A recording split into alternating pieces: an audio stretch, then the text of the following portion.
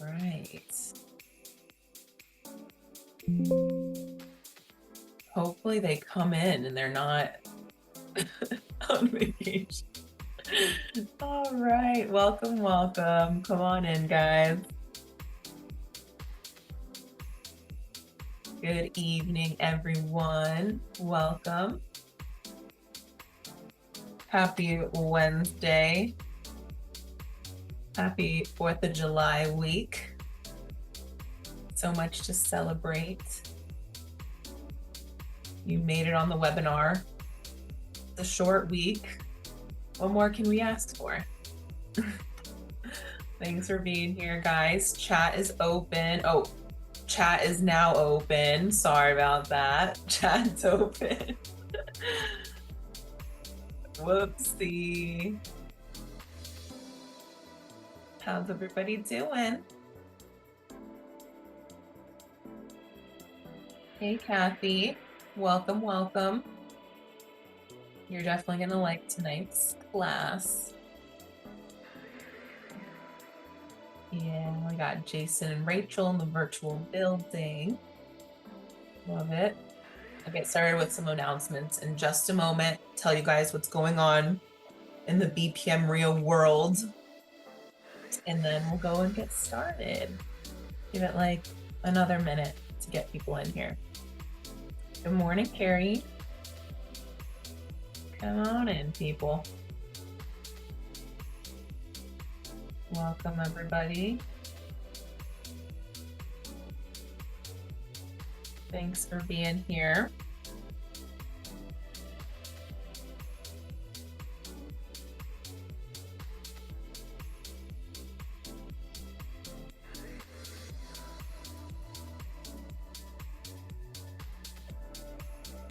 Hey, Richie. Welcome. Hi, Juliana. Welcome, welcome. Good evening, Deb. Hey, Jay. Love that you guys are locking in before the holiday. Love that focus. So good. So good. And I have a lot to get you caught up on. So glad you got here on time, and I will reward you for that. So we're gonna get started with the evening announcements and get rocking and rolling. Shay, welcome. Thanks for that. Love that. I know the feeling when you are named after the biggest platform. I don't even want to say it because your devices will start ringing, but I have to say it. So welcome. Good evening, everyone. Thanks for making it on the BPM Rio webinar. That is Broward Palm Beach, Miami-Dade Real Estate Investors Association, your only local and approved chapter here in South Florida that is in compliance and partnered with the National Real Estate Investors Association. My name is Alexa. Sorry, I had to say it. Hope your devices survive. I'm the COO here at BPM RIA, and we're happy to have you guys tonight. We have our July monthly meeting, and it is a really cool topic. A lot of you guys have actually been requesting this topic and sharing with me your interest on specifically shared housing. So with that being said, we're going to talk about our topic today, which is big profits and big impact, the shared housing solution, all created very carefully and very thoroughly by the RI Blueprint founders and real estate investing coaches that we have in the virtual building today. Jason Roberts and Rachel Schneider. We're so excited to have them. And to show our excitement and happiness, we have this awesome raffle for you guys. Somebody in the virtual building will win a free membership today. All you need to do to enter the raffle is text the word membership to 954-800-6961. So I dropped those details in the chat for you guys. So go check that out. Check it out on the screen, text that word to that phone number, and I will announce the winner at the very end of tonight's webinar. So good luck and go, go, go. Get in that raffle. It is $295 value. So I'm not gonna dwell on this too much, you guys, but long story short, we have a ton of events for you guys this month of July. I know we're vacationing and we're going to Europe and the islands and all these amazing places, but for anyone who is working, anyone who wants to get in the loop with what we have going on, we have so much for you guys. And don't worry, all of the webinars that we have, we record them and we post them to the YouTube channel so you guys can review these at any time. So just so you guys know, if you're not subscribed to the YouTube channel, I'm going to drop that link in the chat. You must subscribe and check out those replays. We have so many good events and we've had already so many awesome events. So really cool. We have one of our students and longtime members, Violet Perez, coming in next week for a webinar with Anish. These are all free webinars, you guys, so just get locked in. Next week with the Next Level Mastermind, clone yourself with AI. Absolutely crazy. You guys know, you've seen the ads all over the place. Build your own agent, all the things. Like, let's talk about it. Let's see how we can do that. 100% deal funding. You guys keep asking what is going on with that. Well, guys, we have been putting up 100% of the money for our students' deals for over 10 years now. So come find out with us live. And then, of course, you guys already know. A lot of you guys are always, what's going on with the mentoring program? I have questions. What do I need to ask? How do I even start even thinking about getting a mentor? Like, I got you. Like, I put this webinar in for you. We're going to talk about our quick start training. We're going to talk about, oh gosh, for all my entrepreneurs out here, the Smart Buy Blueprint, how to confidently purchase a business, even if you're starting from zero. Just like if you're not just real estate, you're doing other things, like that's for all my entrepreneurs. That'll be hosted by the Next Million Mastermind founders.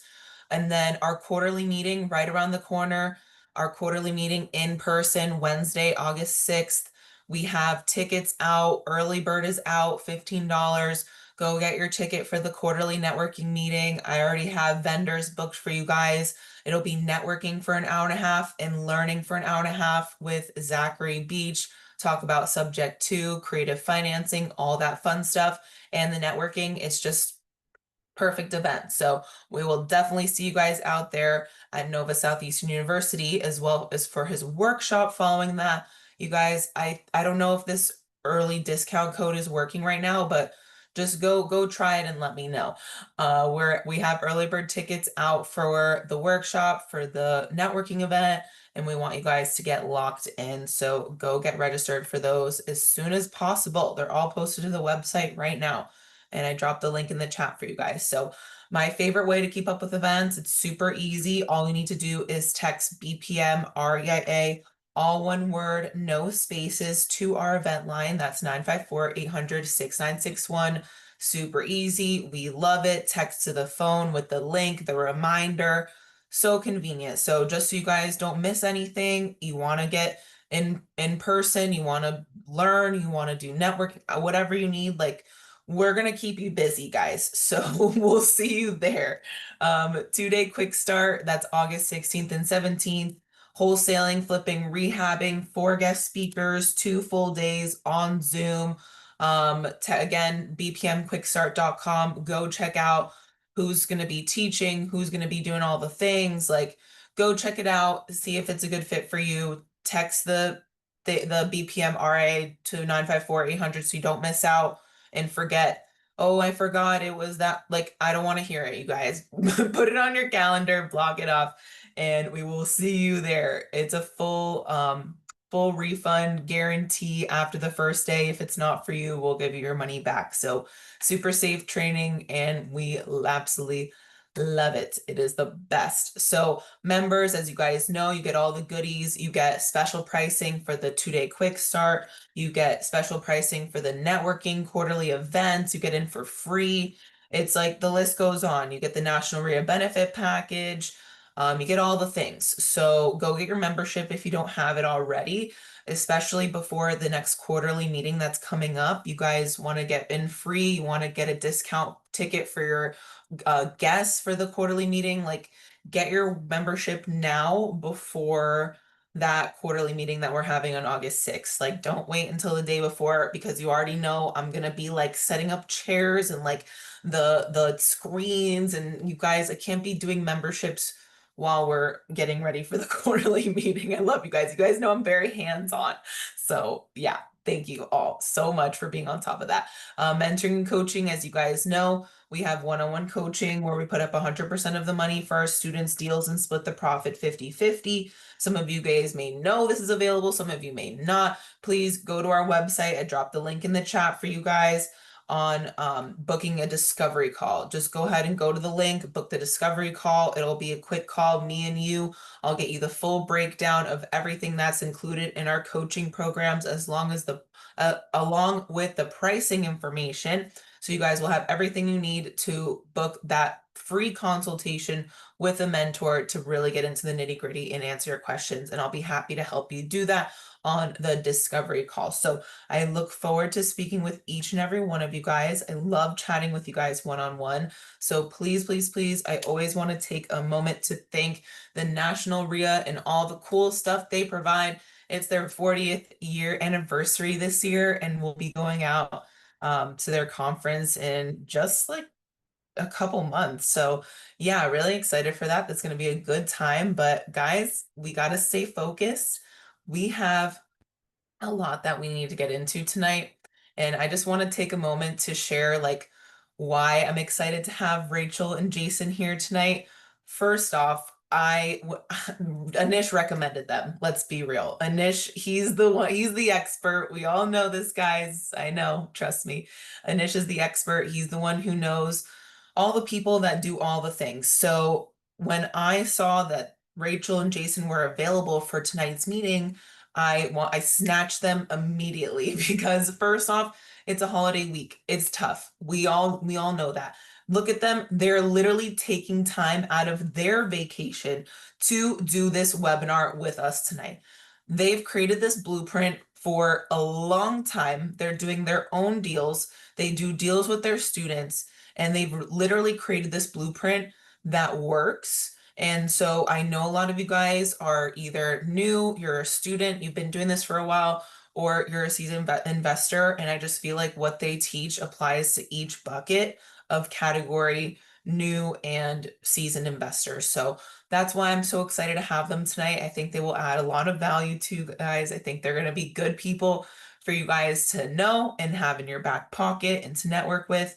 And I think they have a lot of good stuff to share with you. And I'm excited again because they have a very similar mindset as to what we believe and what we love to,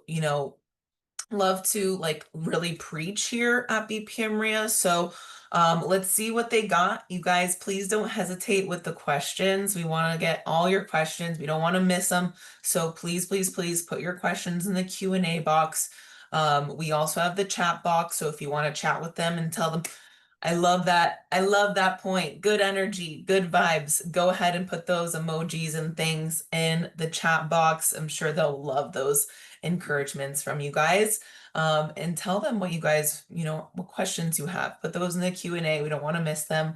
And without further ado, I want to bring you guys on here. Jason and Rachel, thank you again for taking the time.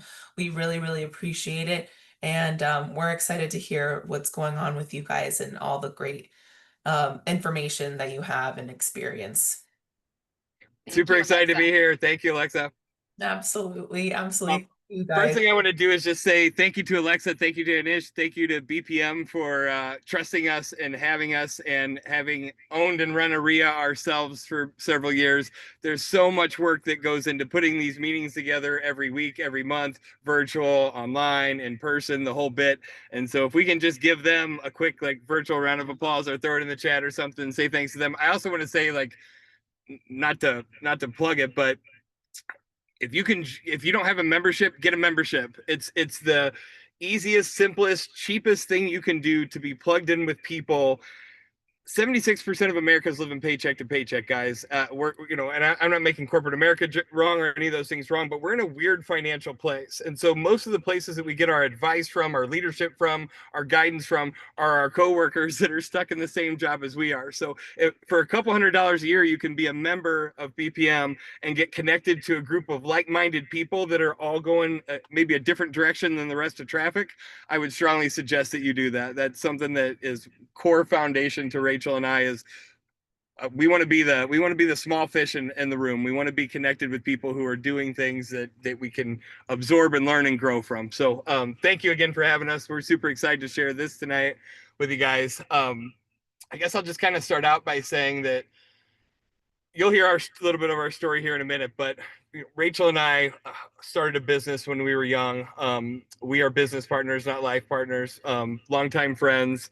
We left both of our families at the pool so we could come spend the next hour and a half with you guys. So we're excited to share that. But I think like as I'm sitting here where we have good Wi-Fi service away from the resort that we're on, it just kind of hit me again of like the whole reason Rachel and I started this from the very beginning, and that was for freedom. And so, when I'm at a live audience and I say, why are you guys here tonight? Somebody always raises their hand and say, because I want to learn how to make more money, or I want to learn a new skill. And then I say, yeah, but why do you want more money? Well, I want more money so that I don't have to work as much. Yeah, but why do you not want to work as much? Well, if I didn't work as much, then I could, and when you drill it down 6 or 7 layers deep, you guys tell me if I'm wrong, but throw it in the chat. Why are you here tonight? I think one of the thing we always almost all land on is we all want more freedom.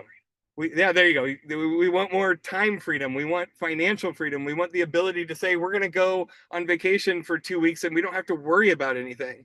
And real estate investing is what gave Rachel and I both of us that gift, and our families that gift, and her children that gift. And it's something that retire early. There you go. Like to be able to have the freedom to make that choice, right, Kathy? Like to be able to say I can retire early and feel safe. And that was for Rachel and I one of the biggest things that real estate investing brought to us. And so I just wanted to start off by saying that our passion is around helping others create financial freedom through real estate. And you'll see the slide in a second, but I'm going to share my screen. I always kind of said real estate investing is a vehicle for me. Real estate investing is something that, sometimes people freak out when I say this from stage, but like, I'm not this crazy passionate about real estate guy. Like I don't wake up in the morning and say, oh, I get to flip another house. Rachel and I have done 400 house flips. They start to blend into the same. What I'm excited about though, is the freedom that it gives, right? Like the freedom that it provides, the ability to make decisions that you can't normally make when somebody else is in control of your time. So let me slideshow play from start and we'll get into this. And I'll give you a little bit of background on Rachel and I.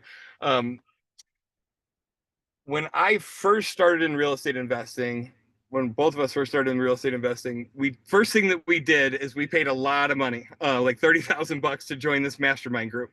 And our first year, you'll see the slide in a second, but our first year flipping houses is going to sound crazy, but we flipped 111 houses. And in this mastermind group that we were in, one of the guys that was sitting next to us, his name's Eric Lumberg, he owned Milwaukee RIA. And he said, hey, will you guys come and share with our RIA how you did 111 houses? And I mean, I've never spoken in front of an audience before, neither had Rachel. We didn't have a course, we didn't have a training, we didn't have anything to sell. I mean, we just came and like shared from our heart how we went from where we were to doing 111 houses. And that's how REI Blueprint was born. We never intended to be educators. We never intended to be teachers. We found something that changed our lives forever and our families' lives forever and bought us the freedom that we had been seeking. And we were just passionate about sharing it. We were just passionate about enabling other people's lives to be able to change. And now at this point, we've had tens of thousands of people come through our live events. We've helped hundreds of people transition from corporate America into full-time real estate investing. And I think we've bought a lot of life back for people, or at least helped in some small way with that. Tonight, what we're going to teach is 3 things. And I point this out because for those of you guys that have been to our events before, Rachel and I pretty much taught how to flip houses, how to make money in lump sums, whether it was rehabbing, wholesaling, whether it was pre-foreclosure short sale, which is where we started. That's always where we focused. And so I would call that being an income earner. And about 5 years ago, something happened within our coaching group that forever changed both of us. And it helped us shift our focus from not just being an income earner, but to also being a wealth builder. And I'll explain to you what I mean by that in a second. But I just want that to resonate with you in a second, because it sounds really cool to say you flipped 400 houses. It sounds really cool to say to show money and how much money you made and all that kind of thing. But flipping houses in and of itself is a transaction based thing, right? Like you might make 50 grand on a house flip, but you've got to do another one next month and another one the month after that. Even if you only want to do 3 or 4 of them a year, it's still a good gig, you know, that doesn't take a ton of time, but you have to keep doing it. What I'm going to teach you tonight is a cash flow model that, in my opinion, will blow away any other real estate investing cash flow that you've ever seen, even if you have existing rentals. We've helped a lot of our existing student base transition their existing rentals over that they're making $200 or $300 a month net cash flow on into making $2,000 or $3,000 a month net cash flow on. I will show you how to do that in a second. But I want to point that out. The second thing that this is it can be a quick cash model if you want it to be. Our first shared housing transaction that Rachel and I did, we netted $1 million in cash, not gross profit, not what, like, after all the expenses were paid, everything else, $1 million wire. That was the first time ever that we've done a deal. I mean, we're house flippers. We make 30, 40 grand average on a house flip. That was the first time we ever did anything like that. So I'm going to show you that deal that we did. And then the third important part of this is a way to pay less taxes. If you're interested in maybe a way to pay less taxes, throw that in the chat. Let me see you guys. This is something that, you know, you see the memes like on Facebook, you see them on the internet where it's got like Elon Musk or, you know, somebody that's a billionaire and it says, you know, he doesn't have to pay any taxes, or Apple doesn't pay any taxes. And, you know, we get aggravated about it. Like, they don't have to pay taxes. And I don't know that I ever really got aggravated, because I always kind of looked at those kind of things and thought, well, instead of being mad at them, how could I be more like them, at least from a business standpoint, right?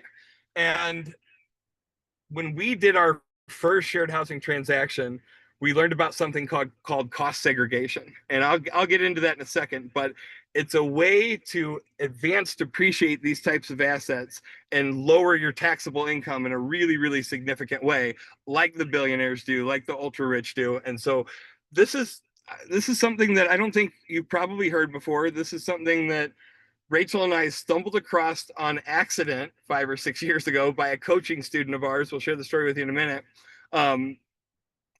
And I don't think we've really looked at a single family house since. And I'm not making that wrong, but I just wanted to kind of point that out. We look at it differently. Yeah, we look at it significantly differently. And through all that time, like almost 2001 is when we started in real estate, 15 years in the real estate investing space, 25 years real estate period.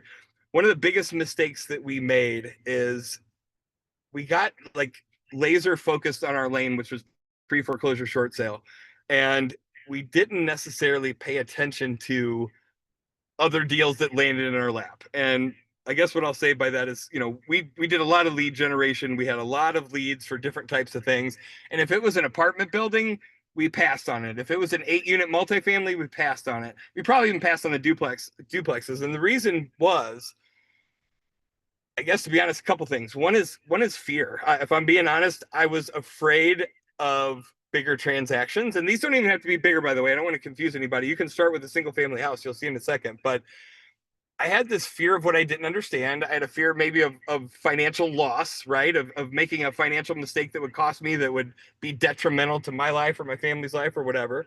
But I think the main part of it was I just didn't understand it. I didn't understand cap rate. I didn't understand how to factor cap rate. I got really, really good at understanding what a single family house was worth as it sits. I got really good at understanding what it would be worth fixed up, and anything outside of that, we just passed on.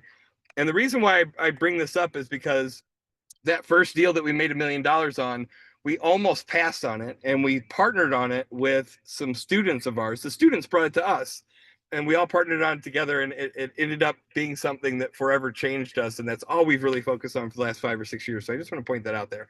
And how many of you guys, just out of curiosity, if you'll throw in the chat, how many of you already have single family rentals?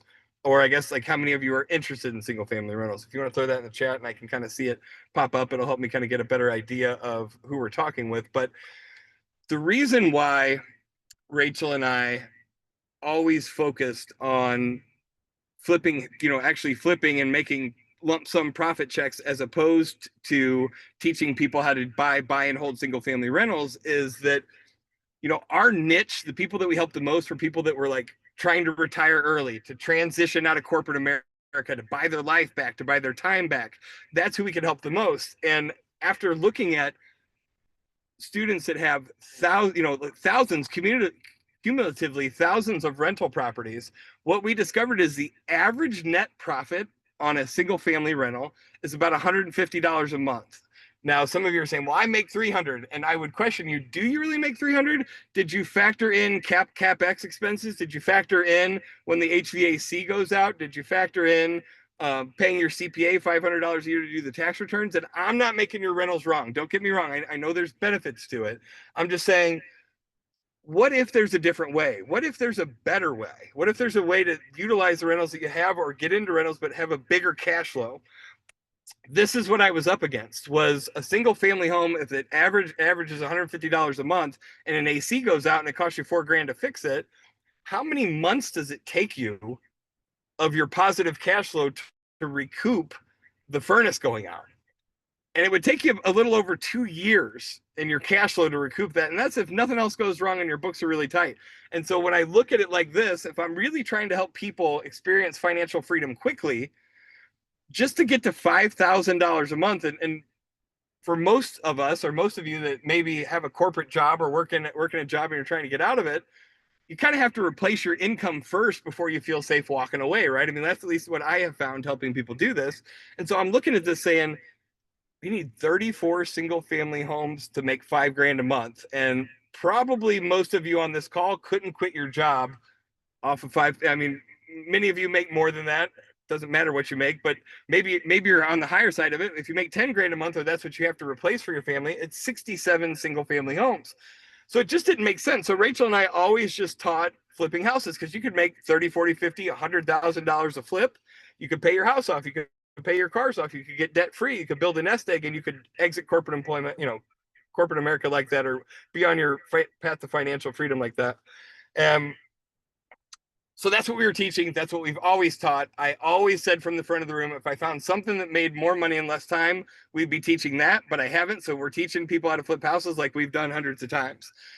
And several years ago, something changed that will forever make us think differently about that. And that is, one of our students, his name is Matt Poplik. You can look him up on Facebook.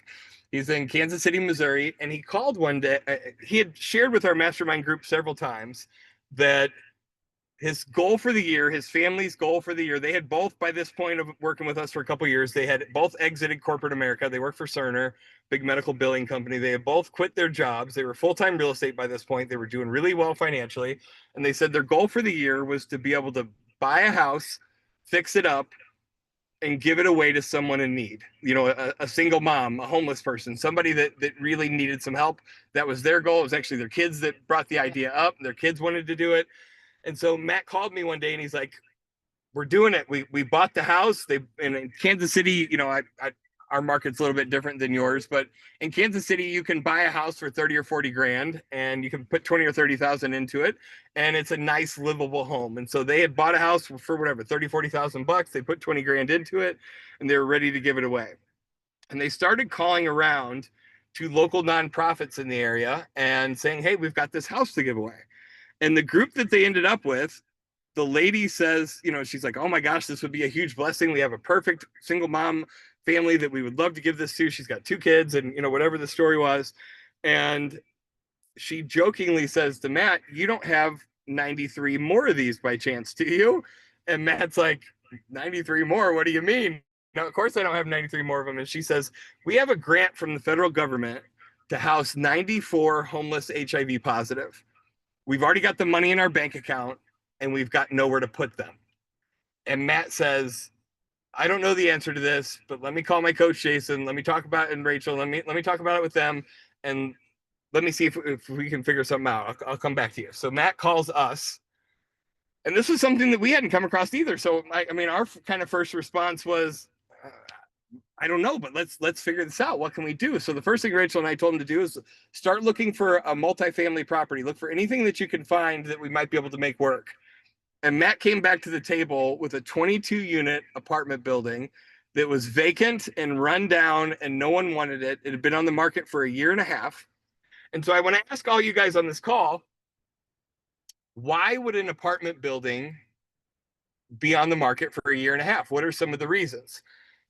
And for the sake of time, the main reason a multifamily property would be on the market for that long is because it's going to be, or it is, negative cash flow. And what I mean by that is the building needed about $400,000 worth of repairs to be rentable. And he figured, any other investor that looked at it figured with the purchase price plus the rehab costs plus going rent in the area, and the going rent in the area for those studios was like $600 a month.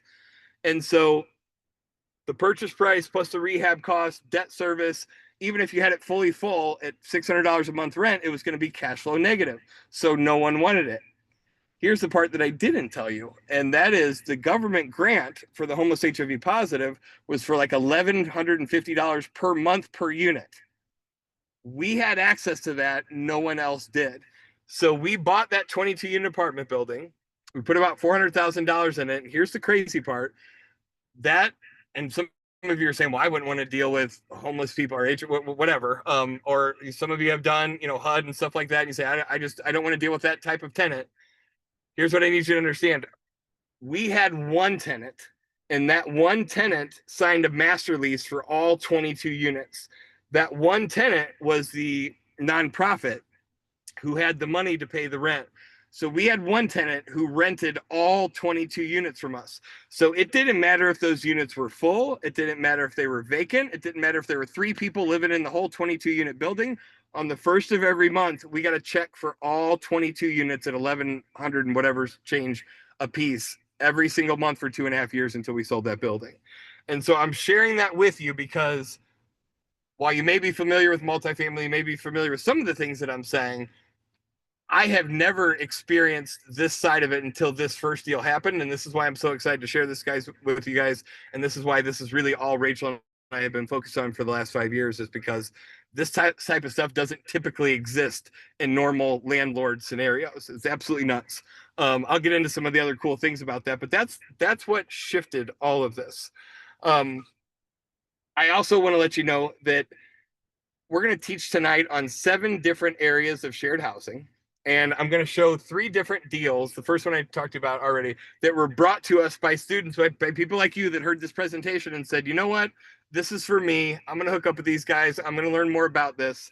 And every single one of these is a student deal that Rachel and I put the money up or partnered on with the students. And that's how we got to this place.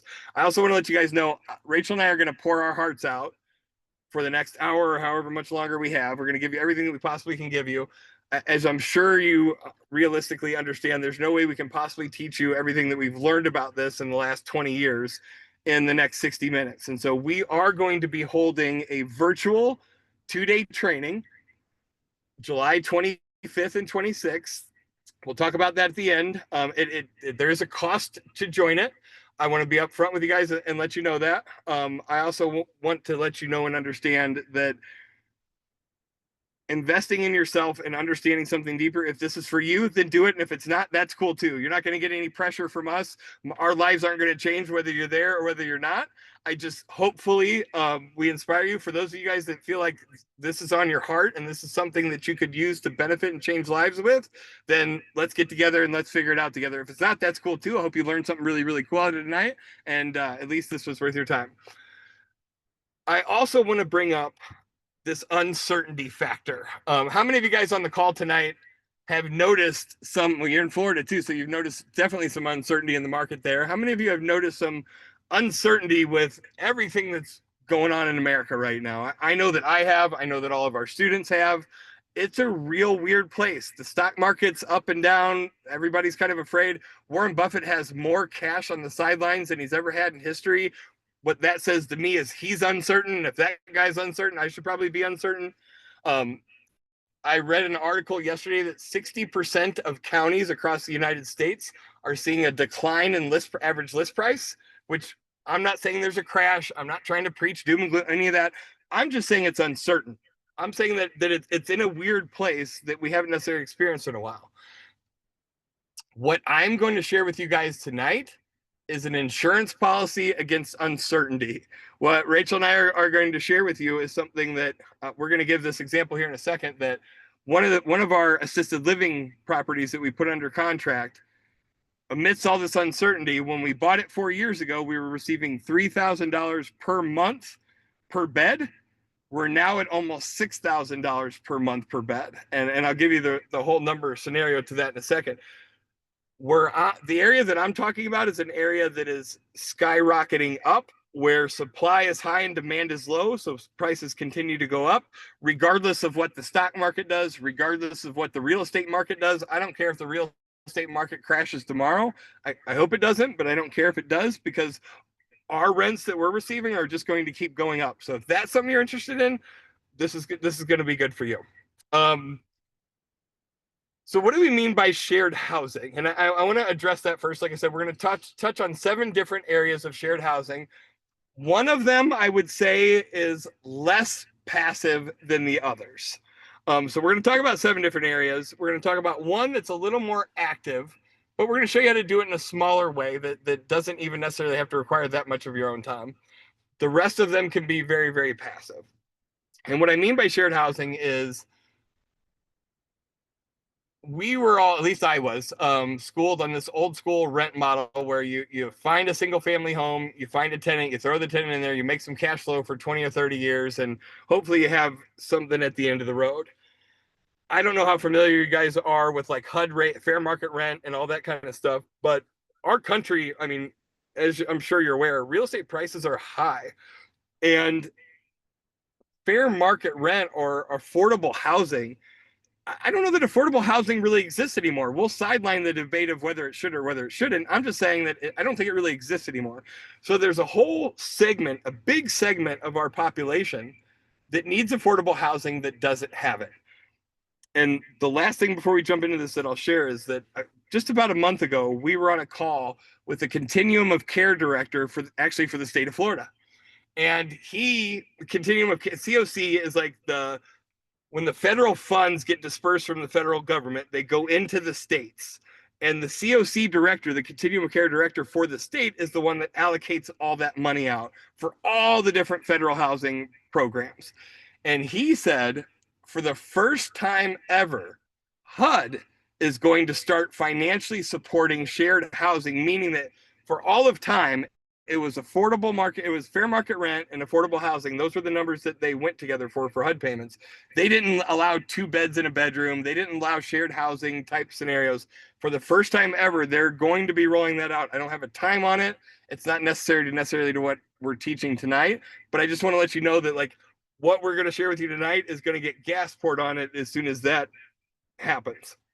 So let's jump in to this. The first area that I want to talk about is the one I said that's probably a little more active than passive, but it's assisted living. So I'm going to turn it over to Rachel for a second, let her kind of share about this. Rachel and I bought a 94-bed assisted living facility in Milwaukee, Wisconsin, almost 4 years ago, a couple months shy of 4 years ago. It was a student of ours, Paul Martin. You can look him up too. He brought the deal to us and partnered on it with us. And that was at the beginning of this kind of journey. So I'll let you kind of jump in on this and talk about this a little bit more. Yeah. Assisted living, I absolutely love. Jason and I are investors at our heart. And so when we first got into this, it was 100%. This is an investment opportunity. Let's take advantage of this. What can we do with it? And now we're 4 years in at this point, and it's such a passion along with it. That give back of being able to help other people is so big. But Jason was talking earlier around how there's opportunity, and there's a lot of uncertainty right now, and you always want to make sure you're on the right side of that. And this is something I think in uncertain times, being on the right side of this opportunity and taking advantage of it and being early to the game is so important. Yes. And I'll share with you some of these statistics on here. But we have the largest amount of our population hitting into all of these retirement ages. And that is when long long-term care has to start to be looked at. So statistics on here, there's currently 835,000 Americans living in assisted living facilities. By 2030, in 5 years, that number will double.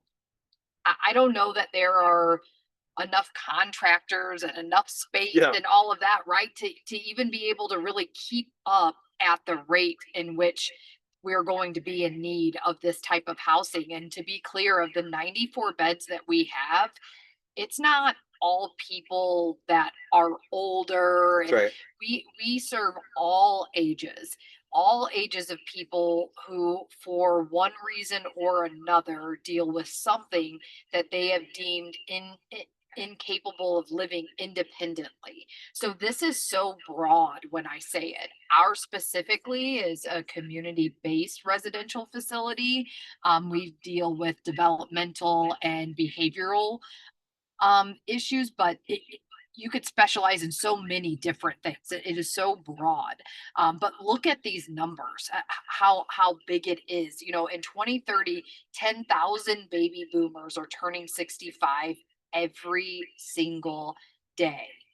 There's gonna need to be space for them. There has to be a place for them to go. And as Jason said, the government's well aware of this, at the fact that we have doubled in our price per bed since we purchased this business less than 4 years ago, shows you that need, and they're wanting to keep people in this business but also encourage others to get in it.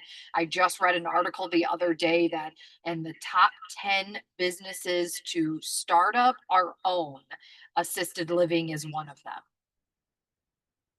Very interesting. Yep. Go to the next. Yep. And I just also want to say along that line of like, if we had it to do over again, I don't know that we would have started with a 94 bed. So I'm not saying that you need to run out and buy a 94 bed. What I'm saying is the man that we bought this from, and Rachel said CBRF, that means community-based residential facility.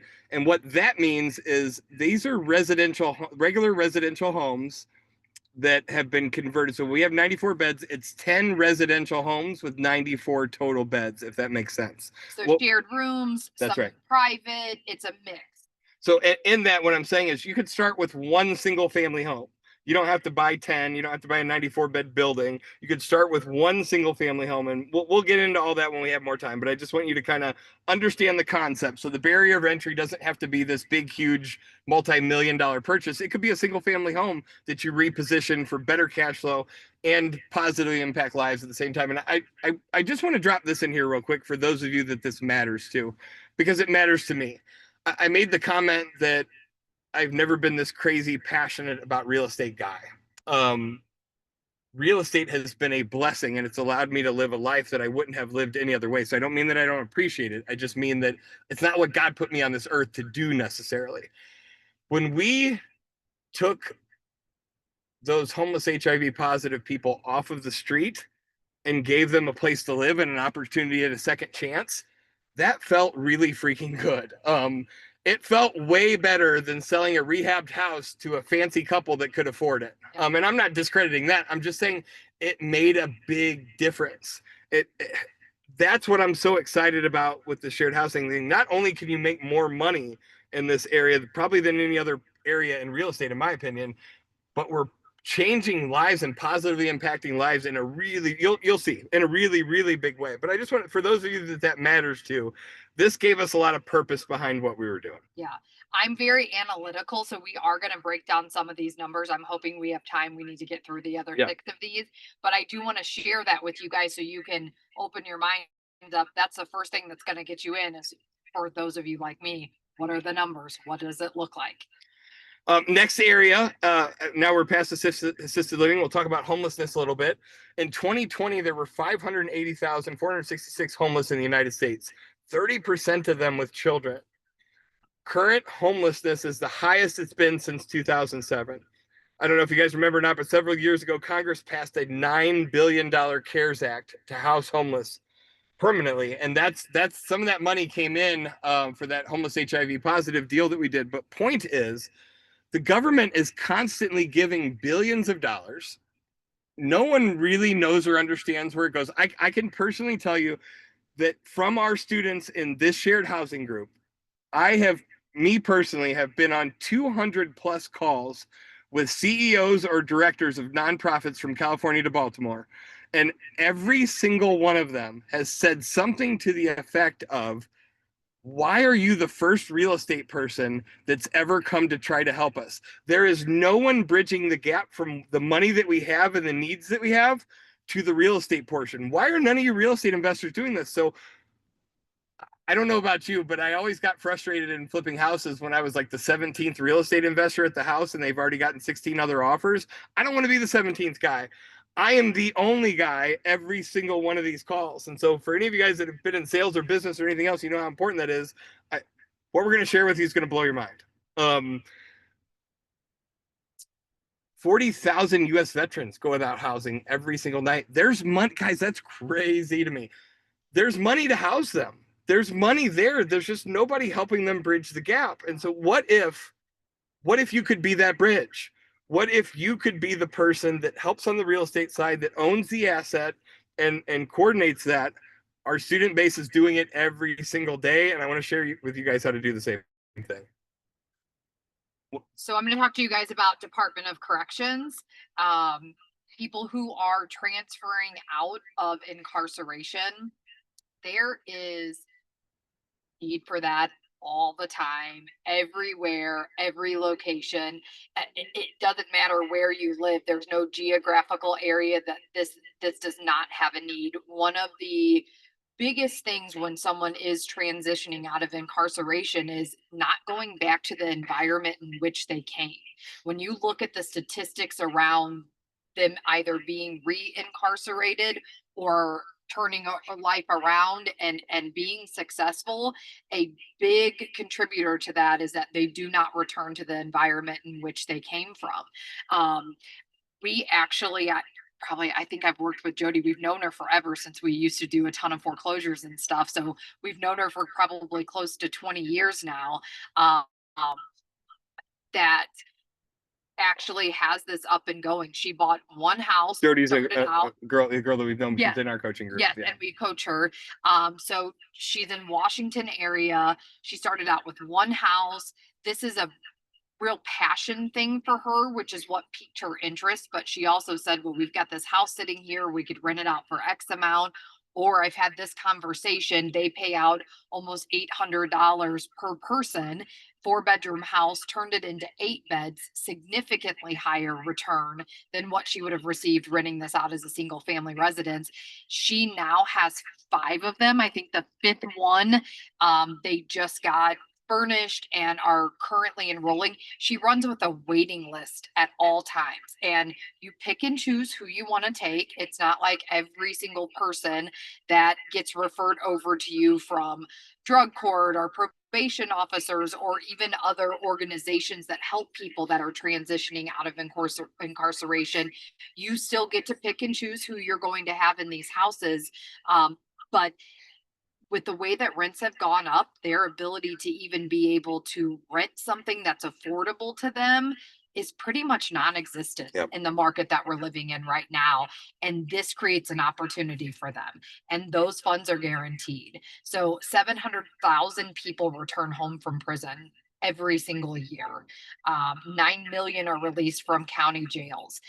All of them fit that. Let's get you into this environment. Let's help you get you back on your feet, and then you start rolling in all these other resources. But the way that grows is tremendous.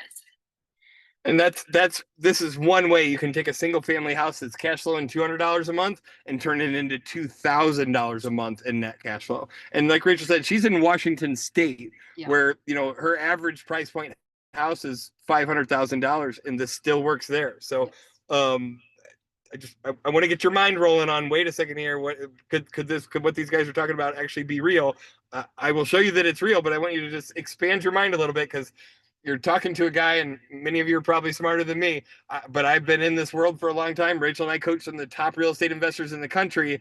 No one's doing anything like this. And so when this hit us, it hit us from like surprise. It totally blindsided us, and like, wait a second, why is there no one doing this? There's there's got to be a catch. There's got to There's be referrals, right? Like right. there's so many Yeah. referrals for it. And last thing I want to say about the Department of Corrections is of all the different ones that we're going to talk about, the regulations for this one, I don't want to say there aren't any, but there are not very many, right? If you're working with children or you're working with people who are in an assisted living community, you're pretty highly regulated, right? Things have to be a certain way and be done a certain way.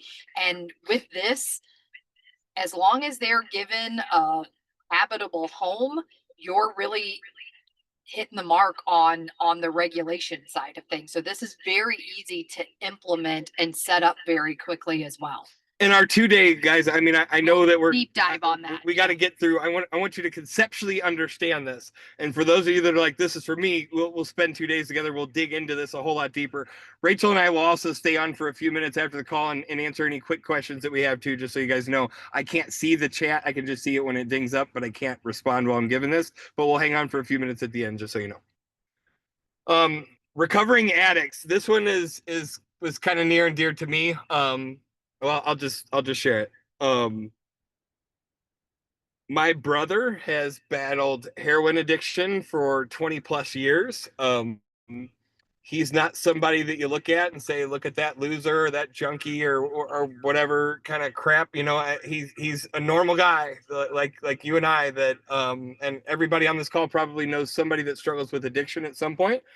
My brother had like debilitating migraine headaches when we were growing up, and my dad bailed. I was raised by a single mom. My dad bailed when I was 11. I have two brothers, both younger than me. My middle brother Brandon used to get really bad, really horrible migraines to the point that he like couldn't speak and he couldn't like walk or function. And so my mom, with 3 little boys, she would load, you know, those migraines don't pick a time, so maybe that would happen at 2 a.m, and so she would load us all up in the car and 3 a.m. on a school night and take us to the emergency room for my brother. And I remember them, bringing him in and seeing the IV go in his arm, and they gave him whatever kind of painkiller drug, whatever it was, shot him up. And you could visually, I could visually see my 8 or 9-year-old brother, like you could see the pain leave his face. You could see him like come back to being a normal human. And he would get better, but then he'd have another migraine 2 weeks later. Well, they prescribed him opiate pain medication, and he got addicted to the opioid pain meds as a 9 or 10-year-old. And through the years, 11, 12, 13, 14, I don't know exactly when it started, probably 13, 14 years old. So he ran out of pain pills, and some kid at school gave him heroin. And it's been a battle for me and my other brother and him and my mom and our friends and everybody that is in our world for 20 plus years. So this is was a near and dear thing to me. And we're working on some really, really cool projects. We've got something that we've been working on with a nonprofit called Serenity House in Ohio. Just a lot of really, really cool things that there's federal money to help people that flow into these nonprofits that are already established, that are already making a difference, but they don't know anything about real estate. Like they don't employ somebody. So they've got money and they've got a need, but they don't have the building. They don't know how to convert it. They don't know how to take a rundown motel that's out of business and listed for sale that no one wants and convert it into a housing unit. There's so much opportunity here. 85% of people relapse within a year of treatment. 21 million Americans suffer from at least one addiction, yet only 10% receive treatment. Alcohol addiction alone costs around $600 billion every year. So I'm sharing this. Everybody knows, but I'm sharing this with you because the government throws money at this. There's real organizations that are doing really good work in helping, but they're so inundated with helping patients and residents, they don't have a real estate arm of this. What if you could be the real estate arm? What if you could be the one to bridge the gap from the need that they have and the money that they have to the real estate? I always like to think like we get paid by the value that we bring, and we get paid by the level of complexity of problems that we solve. What if we could solve some really cool problems and change some lives and get paid for it? That's what we're doing in this space. Can we talk about college kids a little bit? Yes. Yeah. Let's talk about some student housing. Not that student housing is this brand new concept that no one's ever heard of. You would have a group going off to college together, and they would get their own place, and they would all share, share the rent, and everyone gets their own room. And now it's at a place where it's being done on such a larger level. You've got investors who are buying 200 apartment units that are 2 beds, 2 baths, or 3 beds, 2 baths, and they are grouping you up with someone. So your lease is for that 1 bedroom and shared common area of that actual unit, instead of you getting together with your friends and putting this together. I'm seeing it happen a ton, even with single family residents. We have someone out of the Ohio area that we've been working with for several years now, and she was really focused on this other nonprofit that she was working with and kind of building this whole tiny home community. Super awesome. That's all in the works right now. And then one day we're on there and she's like, I'm not going to make the call because I've got to go see about my rental that's in I don't even remember exactly where it was. And we got to talking about it and asking the location, and it's close to a college. And she's like, And it wasn't even a big college. It was just like a smaller, tech I school or think a something, maybe, or something like that. Yeah. community school. And she's like, "Ah, why have I not thought about turning this into student housing?" And that's exactly what she did. She took her 2 bed, 1 bath and turned it into student housing. And this was actually a problem property for her. She was dealing with vacancies. She was dealing with not just the vacancies, but not getting rent collected properly. And this has been a game changer. I would imagine she's going into her second school year by now. For sure. Right? Yeah. And here's the crazy. She was getting $1,100 a month for this 2 bed, 1 bath. The kids at the college are paying $875 per month for a shared bedroom with no kitchen, no bathroom. I mean, they have to walk down to the community bathroom. So she listed this at $850 per unit, per bed. I'm sorry, 2 beds in each bedroom. So 4 beds at $875 a piece, $850 a piece. That's about what, $3,500 a month. So she went from $1,100 a month in rent to $3,500 a month in rent. But the cool part about this is she went from $200 a month in net cash flow to whatever that different, $2,500 a month in net cash flow, just from shifting some things a little bit differently. Really super cool. Yes. And just so you kind of understand the math behind it, 22% of university students live on campus, 16.7 million live off campus. Occupancy is high. Every year, a lot of these colleges are growing. It's still something you need to pay attention to, but this is a problem that can be solved by thinking a little bit differently. Battered and abused women, another area that is an area that government funds. If this is near and dear to you, there's money that goes for that. Foster kids, did you want to just Yeah, I want to give just a little bit on this because I think people hear that and think, oh, I don't know about that. I don't want to be a foster parent or anything like that. And that's not necessarily what we're suggesting, although that is a wonderful thing to do, and very much in need to the point that many states are separating siblings and taking kids from, I'll speak to Ohio specifically, moving them to a different state because they do not. system's overwhelmed? Yeah, their system is completely overwhelmed and they don't have room for them. And when you think about the impact that that has, not only as whatever tragically happened to them, that they're even in the foster care, but now, even if there was family around that just wasn't capable of caring for them every day, they're no longer able to see them on a regular basis either because they've been shipped 4 to 6 hours away, if not longer, to a completely different state, which is so detrimental. But the few things I want to touch on when we talk about foster care is there's a few different plays, right? You have your traditional foster care, and they kind of call them like the host families, and then it becomes this shared housing type situation. But there are also so many kids that are aging out of foster care that have nowhere to go. And there are a lot of organizations that work with those children and help them a lot. And they are in need of housing and don't necessarily have the family support, the financials, all of those things to go out and get their own place. They're 18 and graduated. Where are they to go? There's 224,000 children exiting foster care every single year. 20,000 left foster care without reuniting with parents or having a place to live. Only 50% will reunite with their families. And many of them end up incarcerated, end up homeless, end up, they just turn in and become another statistic that is in need of help as well. And there's money to help. There's money to help. And what if we could be the person that bridges the gap? What if we could be the person that saves that one kid's life and make a difference there?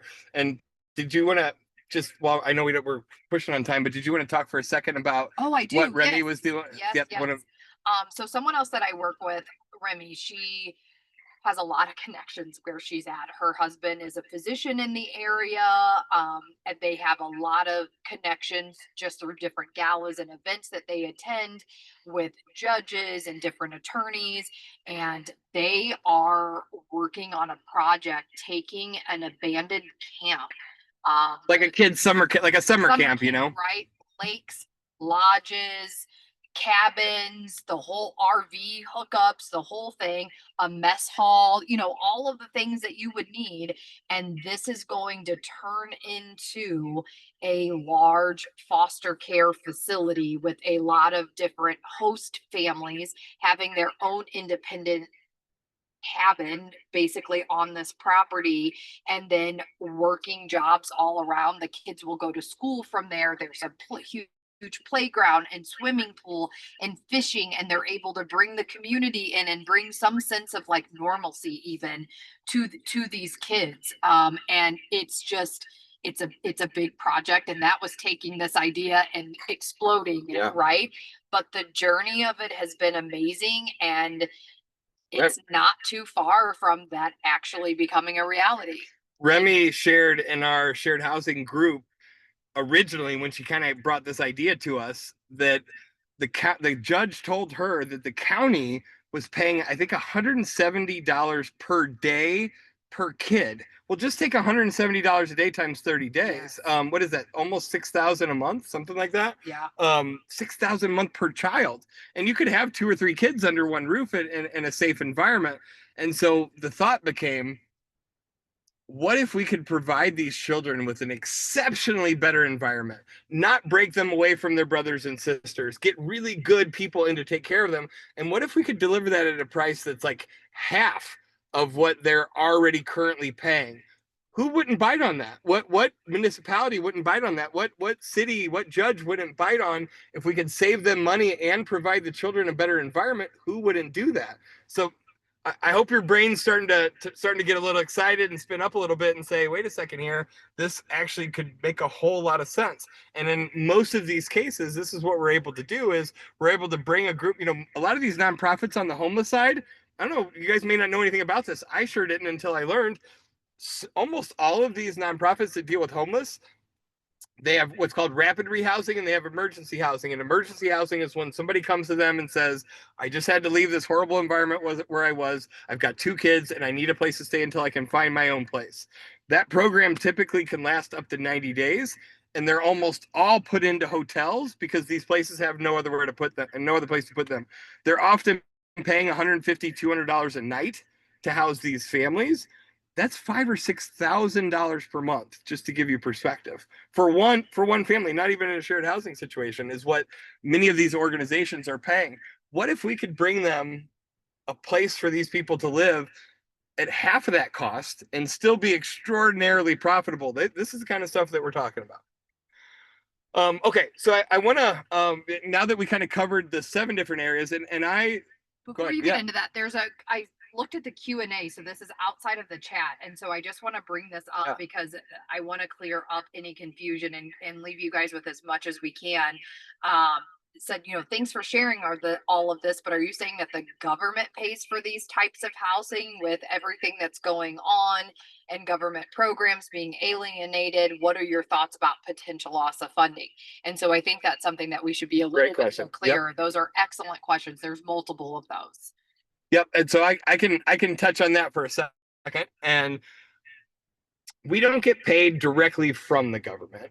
The government proposes bills, and those bills have grants that different organizations apply for, and then that money flows out to the states.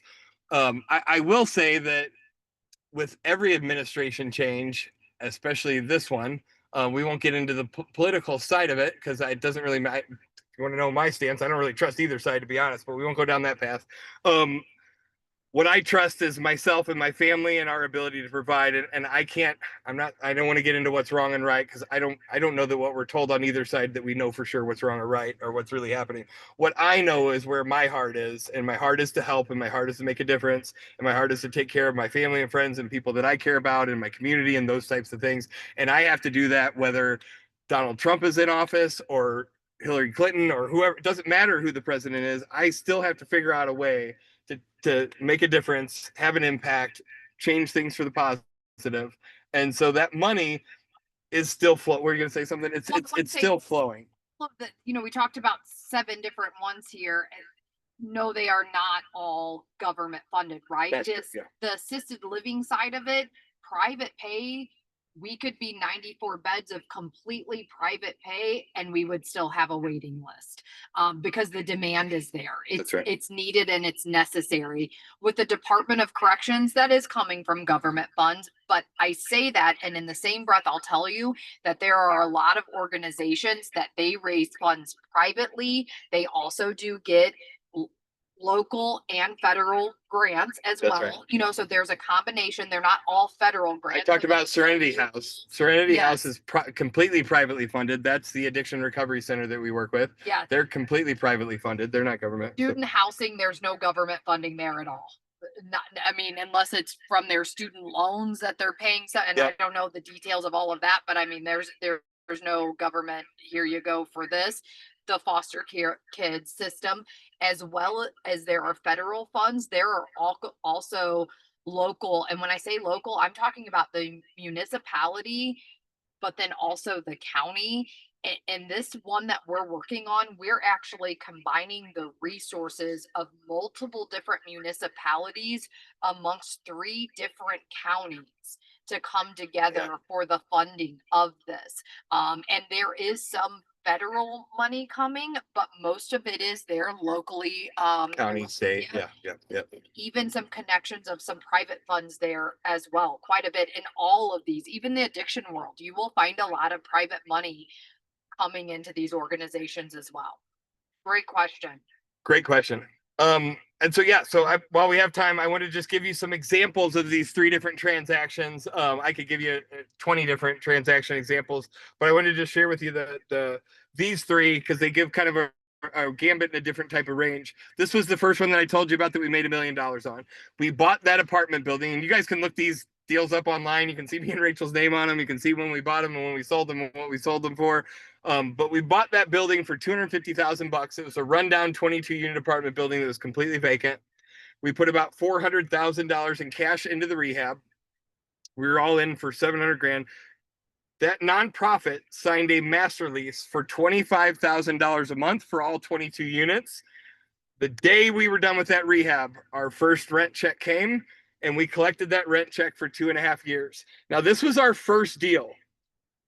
Going back in time, if we had it to do over again, we might have kept that sucker because this was a great cash flow rental. But we were new to this. We didn't know how the nonprofits worked. We didn't want to get schooled. We didn't want to learn lessons the hard way. There's a whole lot of unknowns, right? So we were 2.5 years in, and we had the same kind of thoughts that I don't know who the woman was that brought that question up, but that was our same question, was like, what if this grant doesn't get renewed? What if the federal government doesn't come through with the money again? What if? And so we sold that building, and that was where we netted $1 million. We actually made more than $1 million because we took $8,000 a month in positive cash flow for the first 2.5 years in addition to that, and cost segregation and all that stuff. So it's actually over $1 million, but we had a wire for over $1 million the day we sold it. And I'm not being braggy and being like, hey, look at me. I hope you guys get that by now. Like, that's not who we are.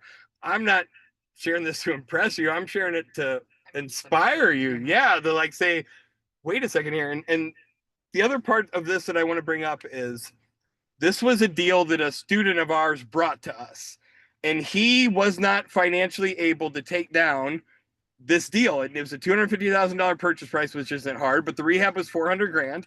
And he brought this deal to us. Rachel and I funded the purchase. We funded the rehab. We partnered with him on it. And he didn't have a dime of his own money in it. He didn't have to sign on the loan. He didn't have to be financially responsible. He didn't have to risk his family's financial place, any of that kind of stuff. And we were still able to partner on it with him. Now, and he got 33% of that transaction, by the way, with not a dime of his own money in, zero risk, didn't sign on the loan, nothing. I think most people find that is pretty cool and pretty fair.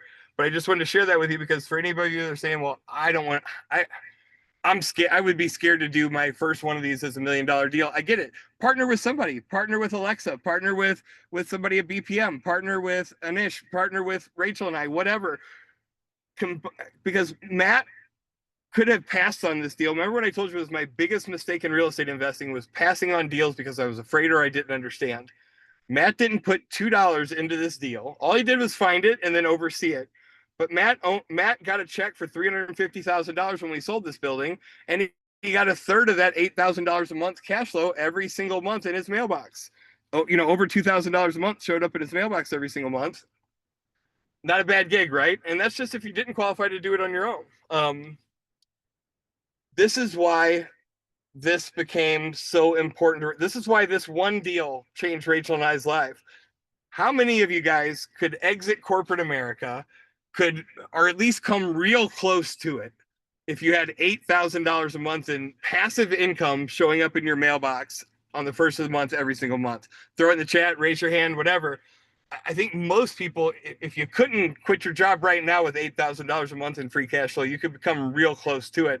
And for the rest of you that maybe need a little bit more than that, $1 million at a lump sum period of time would probably motivate you down that journey. One deal, $8,000 a month in net cash flow, as opposed to how many single family rentals would you have to have? And again, I'm not dogging on single family rentals. I'm not married to like real estate investing. I'm married to creating a better life, creating a better future, having financial freedom quicker. What if there's a faster way? What if there's a better way? You want to talk about our 94 bed a little bit? I'm going to talk about it together. Yeah. Yeah, no, I absolutely do. I know I said that we would kind of share some of this a little bit. It was formerly owned by someone that was a registered nurse, and he wanted out. He wanted to retire. His daughter was developmentally disabled. He worked at the hospital. Yep. And they couldn't find a good place for their daughter. She was developmentally disabled, and they had to put her in a home, and they couldn't find a good home for her. So they bought a single family home, and they started their first home as a place for their own daughter. Yes. And then that house filled, and they bought a second house, and that house filled, they bought a third house. And so what Rachel and I bought with our student Paul that brought this deal to the table was a 94 bed, total 10 houses with 94 beds. Sorry. Yeah, no, you're fine. I was going to go straight into the numbers, but that meaning behind it actually matters. So with that, Sometimes right? they come in with something good, Yeah.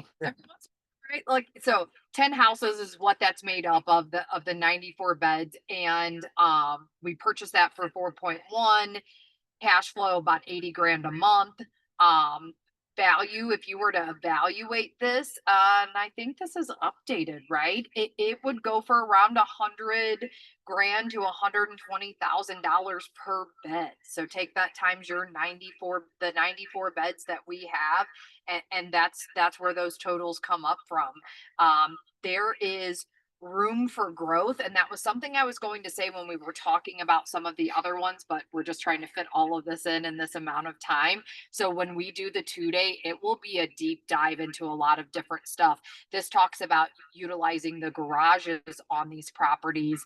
Some of these you could be utilizing basements, and I'm trying to think, I don't know exactly where you're at in Florida. probably not having as many basements as what we would hear necessarily, but we can utilize all of that space. You're not parking a car in that garage. And so you're able to turn it into a weight room. You may not need to have the dining room, maybe having a big kitchen with an eat-in area, a family room and a sitting room is enough, and you take that dining room and you turn it into another room. So there's so much opportunity in the structure of how you set this up that can just be nothing but profits in a sense, because you're already paying the utilities, you're already paying the taxes, so many of your major expenses are already fixed, regardless if you add another bed or two or even four to it, as long as you meet the regulations. And we're going to deep dive on regulations. This was a question in the Q&A that came up, and the question, just to read it specifically, says, do you hire someone to make sure that you meet those regulations, or do you how do you make sure that you're passing everything? And my answer to that is, it depends. It depends on what you're setting up. If I'm doing something with Department of Corrections, I'm going to run through all of that, make sure I meet it, I'm good.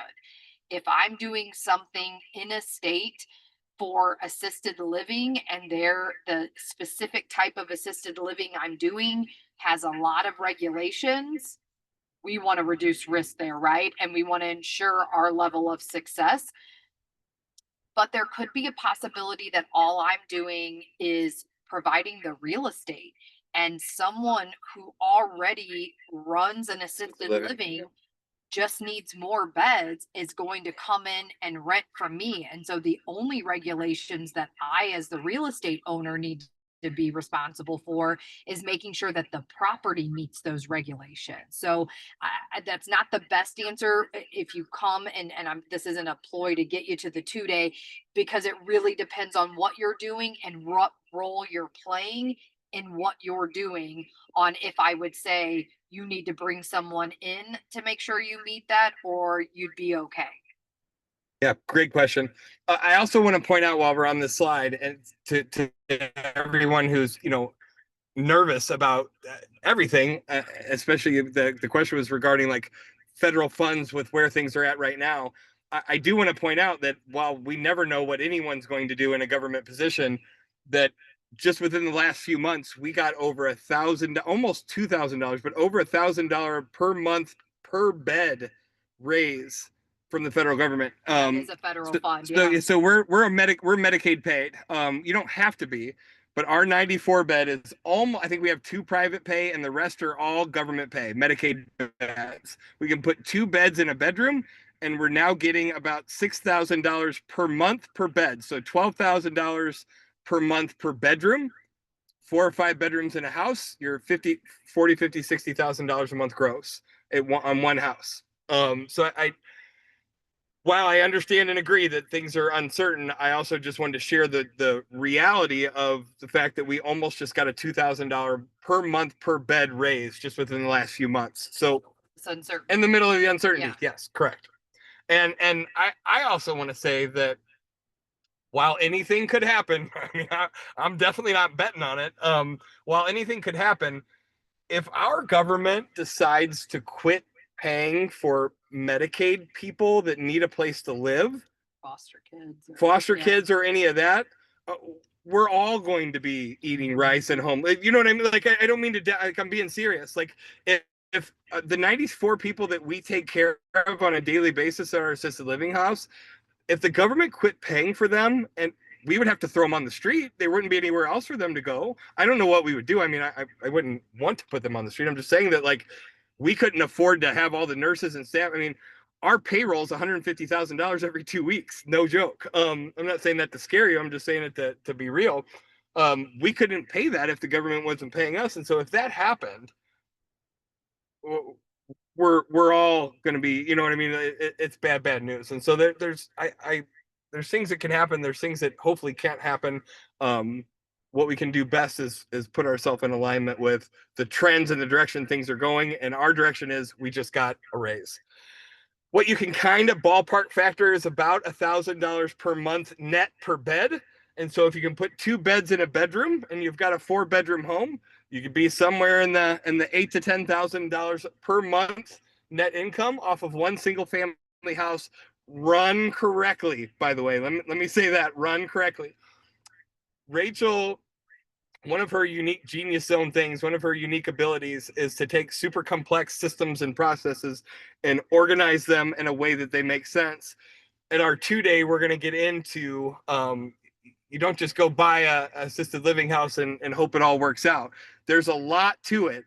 That's why it pays so much. But when you have a coach or a mentor or somebody that spent the last 4 years, every day of their life for the last 4 years to make this 94 bed run as efficiently and as profitable as possible, you can get a real quick jump start on what that looks like. And so that's why I want to say, like, you don't have to buy a 94 bed. What if you just bought one single family home and turned it into an assisted living or a CBRF, and you had an $8,000 to $10,000 per month net without a zillion employees and a whole lot of moving parts? That could probably get you out of your full-time job. And as I mentioned, Rachel and I are from St. Louis. Our 94 bed is in Milwaukee, Wisconsin. We don't live in Milwaukee. We don't go there. That's not where we're at. So keep that in mind. The last deal that I wanted to kind of talk about is we have a guy in our coaching group. His name's Joe Chapman. He used to be captain for the police department in Kansas City, Missouri. And he's doing some of these, like Jody's doing, Department of Corrections housing. And just to give you an example, purchase price for a 5-bedroom home, $300,000 in that market. Now, keep in mind too, because some of you might say, well, you can't buy a 5-bedroom house for $300,000 there. Cool. Their prices are different everywhere. Put your numbers in. I'll help you run at the 2-day. I'm going to spend probably 4 hours doing deal evaluation and teaching you guys how to run the numbers on these and to make sure that they make sense. Okay. If your housing prices is higher, the money that you're going to get from the government or from Department of Corrections or whatever is probably going to be higher too. This is also, I also want you to kind of think about, we're not out shopping for the nicest possible house in the most expensive neighborhood. And I'm by no means implying be a slumlord. What I'm saying is, find a house that has good bones, that's been well taken care of. Maybe it's got some older cabinets and countertops and things like that, but it's clean, it's nice, and it works. If you want to fix it up over time, by all means do it. We're constantly improving our homes, but we're not going out and buying new construction homes to make this model work. We're buying nice, clean, livable homes. Remember, one of the guys at one of the nonprofits told me, Jason, we don't want these houses to be any, your houses are already too nice. We don't want them to be any nicer. And I'm like, why don't you want them to be nicer? And he goes, this isn't meant to be, in a lot of these cases, this isn't meant to be a forever place. We want it to be a little uncomfortable for them so that they're motivated to change their circumstances. So just remember that.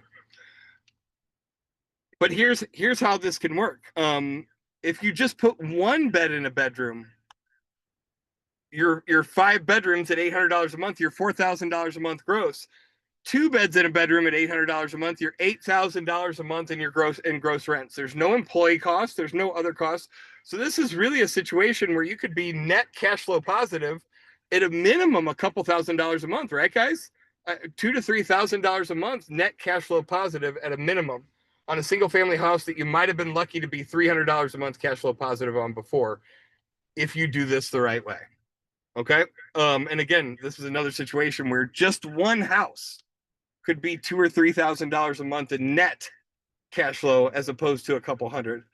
You tell me, could that change your financial situation faster? I'm watching it happen in our group. I'm watching it happen for us. I believe the same thing would happen to you. So let me talk about the 2-day real quick, because I know we're getting tight on time. Rachel and I set a goal a little while back. Our goal was to go to $1 million a month in passive income, $1 million a month in cash flow net passive income. So when her and I sat down with, like, how are we going to accomplish that? My first thought was, we have a relationship with a lot of these different RIA groups around the country. What if we went and shared this message with them and legitimately, like, taught people how to do this, knowing that some of you guys are going to need a partner. Some of you are going to need a partner, and we don't force anybody to partner on deals with us. But if we teach you how to make this kind of cash flow and it really works and you really do it, and it's a $1 million purchase and you need some help and we can partner on it with you, then that helps us get to our goal and it helps you get to your goal. So that's what we set out to do. And that's exactly what we're doing. So here's what our 2-day training is going to cover. First of all, we're going to cover how to find these organizations that have the money, how to find the groups that have the money, how to find the nonprofits that have the money, that whole bit. Second phase of what I'm going to teach you guys is how to communicate with these groups. You can't just go randomly calling up and saying, hey, do you guys got some need help with some housing? It's not how it works. There's a posturing and positioning. I want to give you guys some tools that you can use that we have used. We have scripts. We have a whole system to follow that's worked really well. Like I said, I've had over 200 conversations myself personally with students and directors of nonprofits. We understand their needs at a high level. We understand how to communicate with them. We understand how to push things forward. So I want you to understand that part. We're going to probably, like I said, spend 3 or 4 hours on deal evaluation, on just how to analyze these deals so that you feel confident when you walk away from this 2-day, you will understand in depth how to value these, how to understand how to increase the value of these. You'll understand cap rate. You'll understand net operating income. You'll understand CapEx. You'll understand all of this at a level that you could walk out of the doors and say, I feel confident evaluating these things on my own. That was one of the most important parts to me in the beginning of this is I didn't understand any of that. It was scary. It was unknown. It didn't make sense to me. And so I avoided it. This is where you can come spend a couple days with Rachel and I and get significant training on these things. We're actually going to do, and just so you guys know, this isn't going to be all of our REI Blueprint events for the last 15 years have been 200 to 300 people events. This is just going to be for 20 to 30 people, and about a third of that has already sold. So there'll just be 20 or 30 of you guys on a live Zoom call. It's not a pre-recorded training. Yeah. It's going to be interactive. Super interactive. We're going to give real deal examples. We're going to teach you how to evaluate them. The next thing, I'm going to give you another deal example. You're going to break into teams on the Zoom and you guys are going to try to figure out how to evaluate it. And then the third step is me giving you an actual deal to evaluate. So we're going to spend, like I said, 2, 3, 4 hours until everybody understands. So you can tell me cap rate instantly. You can come up with what the purchase price would be instantly. You can come up with net operating income. You understand the income and expenses. You understand start to finish how to evaluate these deals. That is one of your biggest strengths that you can have, especially in a market right now that hasn't completely caught up, where sellers still think their properties are worth, especially in the multifamily space, they think they're worth more than they are. What has doubled or tripled just in the last year? Yeah, interest rates, right? I mean, they went from 2.5% to 7%. So it's different now. We have to approach this significantly differently. We're going to talk about how to navigate the licensing process. We're going to talk about rules. We're going to talk about regulations. We're going to talk about whether or not, depending on the type of investing you may want to do, there's different rules, regs, and licensing for an assisted living facility than, like Rachel mentioned, with Department of Corrections. Some of them, there's very little, if anything, required. Some of them, there's a lot required. We need to understand how to navigate that. I don't want any of you guys running around getting yourself in trouble, putting a property under contract, and then finding out 2 days after closing that the HOA has a rule against having a question around that right now. Really? Okay. Yeah. So we need to know these things, guys. This is why education is important. Rachel and I have learned a lot. I mean, everything that we teach are from lessons that we learned the hard way that cost a whole lot more money than this training is going to cost. So how to track and analyze the metrics. Another key part that we're going to teach is how to fund and close these deals. What type of different loan options are there? How do SBA loans work? How do I even qualify for them? How do I know if I qualify them? What if I already know there's not a chance in hell I'm going to qualify for it? Then what do I do? So I want you to know that too, because when we started on this path, we needed partners. We needed things like that. We're going to spend probably an hour or two just on understanding ownership equity in a partnership situation. So say you find a deal, but you can't take it down on your own for whatever reason, even if it's a $500,000 single family home, but it's $2,000 or $3,000 a month cash flow positive. What if you need a partner for that? Well, how should you partner it? What's fair? What are the 5 main criteria that are used in multifamily or single family syndication type deals or partnership type deals?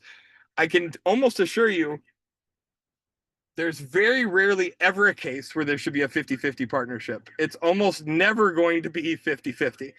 Somebody's taking more risk, somebody's spending more time, somebody has more experience, somebody has more. These are the different kind of things. If you don't know this, you can get taken advantage of. Whether you partner with Rachel and I, whether you partner with Alexa, whether you partner with somebody at RPM, I don't care who you partner with, but know your worth and know what you deserve, and also know the worth of the partners that are coming in, so you can arrive at something that makes sense and is fair for everybody. If you don't know that, you put yourself at a disservice. And a third or half of a Grand Slam deal is better than 100% a no deal. And so understanding that too, like, I had resistance to that at first because I was, I came from the house flipper world. I would never ever want to partner on a house flip because there's only 20 or 30 grand in profit. What am I going to chop that up 4 different ways and everybody gets $7,500? Like, that didn't make sense for my financial situation. But if it's a deal you make $1 million on and you get a third of that and you put 20 hours of your time in and didn't risk any money or anything, that could be the smartest deal that anybody ever does. So I want you to understand that. I want you to understand how to stick up for yourself and how that works.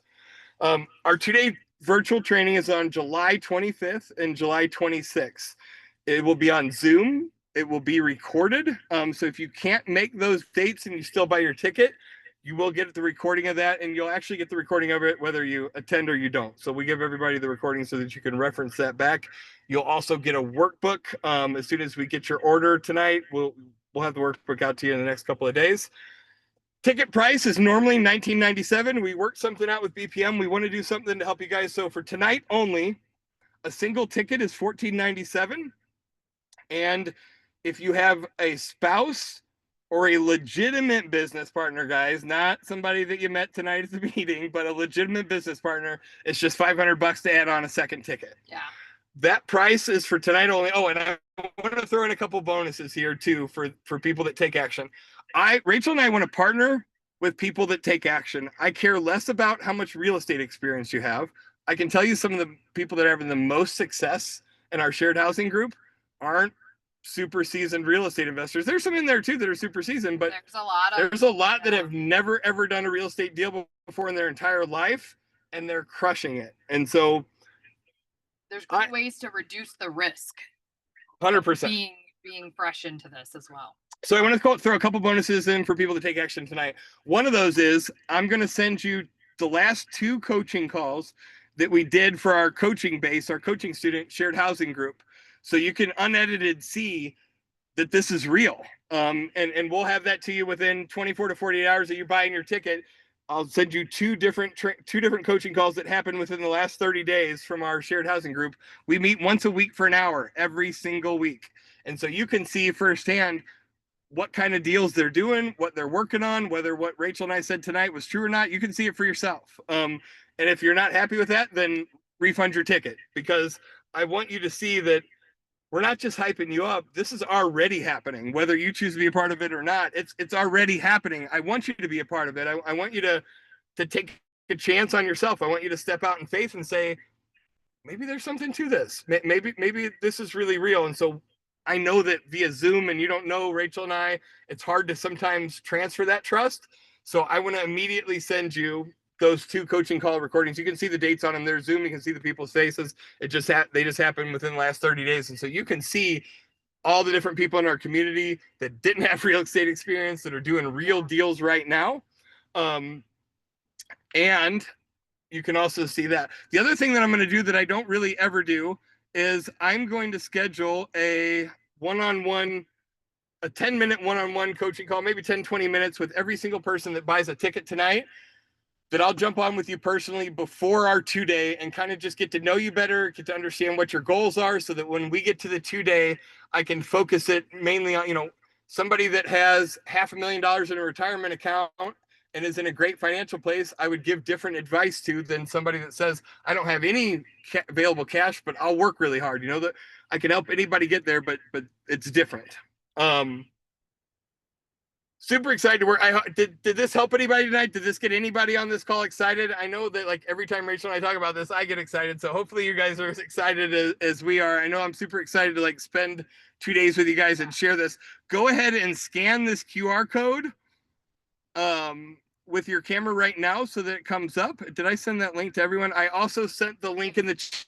So, yeah, let me So see. either click the link in the chat or take your phone and take a picture or scan that QR code. Either one will take you to the BPM RIA checkout page. You can choose your option there. Go ahead and do that right now while this is up, because when this goes down, you won't have it anymore. So go ahead and click that up right now. I see some of you guys are already doing that. This was fun. Yeah, super fun. Can we take a couple minutes real quick? I know we're 4 minutes past. How about we 5 minutes? Anybody that has a question? Alexa, I don't know what you're saying. I've been answering. Oh, you no, every absolutely. second. I was gonna say I'm trying my best to keep up. Okay. Oh, you guys are doing amazing. And guys, last call questions. Like, this is the time. Don't be shy. Put them in. And I do have a raffle winner for the free membership. I'll quickly Awesome. let them know it is. Raffle winner is Elise M. Congrats on the 1-year membership. And Congrats, Elise. I'll get in touch with you. But guys, I know we're over, but we don't get them again unless you go to their event. So get your questions in, ask your questions about the offer, ask any questions about what they do. And I'm just so happy to see the positive feedback in the chat. I'm like obsessed right now. So guys, put those questions in and definitely be sure to share this replay with somebody, anyone. If you love somebody, you will share this replay with them. So just saying. There's a lot of opportunity here right now, guys, and there's no one else that really understands it, no one else that's really doing it. And so you have a chance to make a difference. You have a chance to make a difference financially in your own life, and you have a chance to make a difference in somebody in need's life. And I think anytime those two things can line up and you can have a positive impact and get paid for it, that's a pretty sweet thing. Yeah, and we had several people when the question was asked about, do you currently own any rentals? And I saw some people say, I have a few, or I have one, or I have this, and kind of something to think about when those leases start to expire. Perhaps this is a way for you to turn that rental property into something much more than what it ever has been.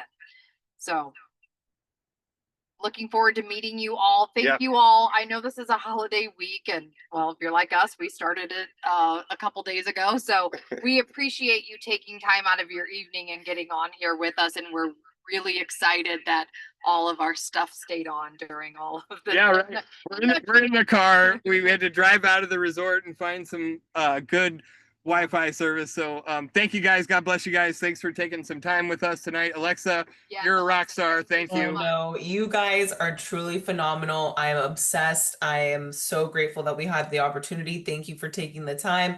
You guys are making such a big impact. We are so, so grateful that you could take the time with us. And please, guys, subscribe, YouTube, share this replay with somebody who needs it. This is a really, really good one to share with everyone. So and please give us 5 stars on saying that they're coming. So I didn't mean to talk over you. Sorry, Alexa. But no, please, guys. Look forward to meeting all you guys. I'm gonna send each and every one of you a thank you email right now as soon as we hop off with the link. And you guys, please let me know if you have any questions. I can always ask Jason and Rachel. So I hope you guys have a great rest of your vacation. Thank you. Thank you for the time. And thank you guys all for showing up and showing out and asking the questions. We appreciate that. And have a safe and happy 4th of July, everyone. We will see you guys right back next week. Same place, different time, but nonetheless, we will be back. And I hope you guys have a great time with Jason and Rachel. So bye, guys. bye, guys.